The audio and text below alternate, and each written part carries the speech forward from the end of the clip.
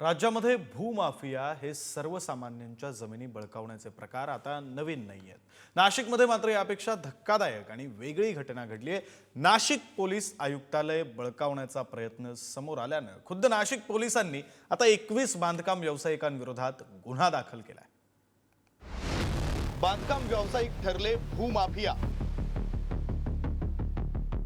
नाशिकच्या पोलीस आयुक्तालयाच्या जागेवर डल्ला. 300 कोटींची जागा अवघ्या कोटीत लाटण्याचा डाव. 21 नामवंत बांधकाम व्यावसायिकांवर गुन्हे दाखल. नाशिकच्या शरणपूर गावठाण परिसरात असलेलं हे जुनं नाशिक पोलीस आयुक्त कार्यालय. नाशिक डायोसेशन ट्रस्ट असोसिएशनच्या मालकीची ही जागा. सध्या उपायुक्त कार्यालय असलेल्या या जागेमध्ये नुकतंच मुख्यमंत्र्यांनी कॉमन मॅनच्या पुतळ्याचं उद्घाटन केलं होतं. या जागेची किंमत जवळपास 300 कोटी रुपयांच्या घरात आहे. मात्र ही जागा अवघ्या काही कोटींमध्ये आपल्या मालकीच्या नावे करण्याचा प्रयत्न काही बांधकाम व्यावसायिकांनी केल्याचं उघड झालंय. याबाबतचा अहवाल भूमी अभिलेख विभागानं दिल्यामुळं आता नाशिक पोलिसांनीच शहरातील 21 नामवंत बांधकाम व्यावसायिकांवर गुन्हे दाखल केलेत. ट्रस्टच्या मंडळींकडे जागेचं टायटल नसताना, मालकी हक्क नसताना देखील त्यांनी विकासकांनी त्यांना हाताशी धरलं. त्यांना हाताशी धरून तत्कालीन शासकीय अधिकारी अंमलदार यांची दिशाभूल केली. तसेच चॅरिटी कमिशनर यांची देखील त्यांनी दिशाभूल करून परमिशन मिळवली. विविध अवैध डॉक्युमेंट त्यांनी त्यावेळेस अवेलेबल केले आणि त्या आधारे त्यांनी त्यावेळेस खरेदी खत नोंदवून घेतलं. त्या अनुषंगाने 15 ट्रस्टचे सभासद त्याचबरोबर 22 विकासक यांच्यावर एकत्रितपणे गुन्हा नोंद करण्यात आलेला आहे. ही जागा हडपण्याचा हा प्रयत्न अधिकाऱ्यांशी संगनमतानं करण्यात आलाय. जागा हडपण्याचा डाव.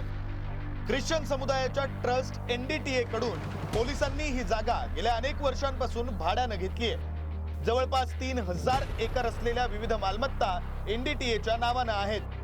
तत्कालीन जिल्हाधिकारी महेश झगडे यांनी या वादांमुळे या मालमत्तांच्या व्यवहारांवर बंदी आणली होती. तात्बारावर विक्री न करण्याचे शिक्केही मारण्यात आले होते. ट्रस्टीतील काहींनी नवीन NDC कंपनी स्थापन करून धर्मादाय आयुक्त आणि अधिकाऱ्यांच्या सहकार्यानं काही जमिनींचे व्यवहार केले. विक्रीला बंदी घातलेल्या जमिनी खरेदी करत बांधकाम व्यावसायिकांकडून जमीन ताब्यात घेण्याचा प्रयत्न करण्यात आला. बांधकाम व्यावसायिकांकडून जुन्या पोलीस आयुक्तालयाची जागा ताब्यात घेण्याचा प्रयत्न करण्यात आला. बांधकाम व्यावसायिकांचे उद्योग समोर आणण्यासाठी महसूल प्रशासनातून पोलिसांनी अहवाल मागवले. संपत्ती बळकावण्याचा प्रयत्न करण्यात आल्याचं अहवालात उघड झालं. 1945 आणि 54च्या खरेदी विक्री रेकॉर्डनुसार ही जागा केवळ NDTAची असल्याचं समोर आलं. हे सगळं उघड झाल्यानंतर NDTAचे काही ट्रस्टी आणि बांधकाम व्यावसायिक अडचणीत आलेत. नाशिक डायोसेशन कौन्सिल या नावाने तत्कालीन चेअरमन यांनी काही दस्त नोंदवून दिलेले होते. त्यामुळे टायटलच्या बाबतीमध्ये रेकॉर्डची तपासणी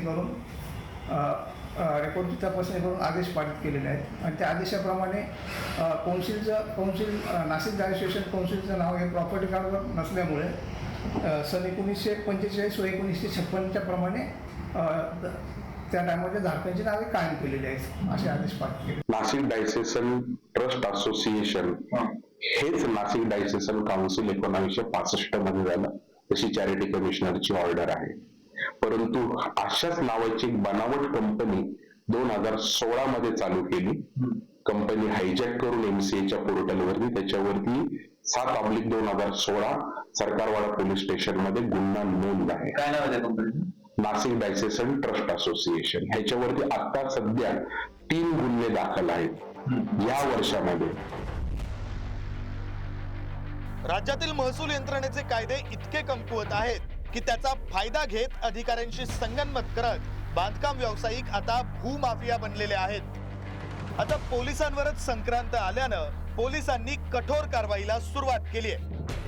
अशा इतर प्रकरणांचा शोध घेऊन त्यावर सुद्धा कारवाईची मागणी आता जोर धरतीये.